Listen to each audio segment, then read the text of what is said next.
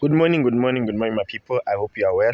I just want to say congratulations on finishing your 3 days prayer and fast. Our 3 day prayer and fast has been amazing.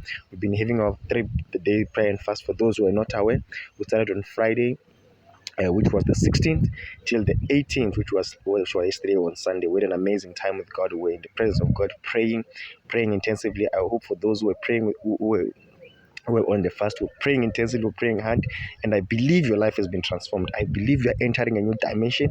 I believe God is taking you to a new level that you've never experienced before, because that's what this season we're praying for. So I just want to say congratulations. It's been an amazing time.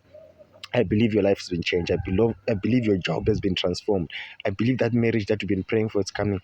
I believe that new job that you've been seeking for is coming.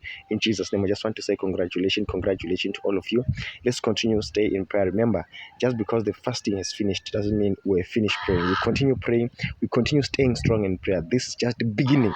Remember, in order to maintain blessings, in order to maintain the power that we have received, in order to maintain that dimension that we have received, we should not stop praying. Even though we've finished our fast, our praying must continue.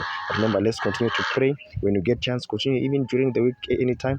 Have a day where you continue to fast. If you have a day where you fast, this should not just end by that. This was just the beginning.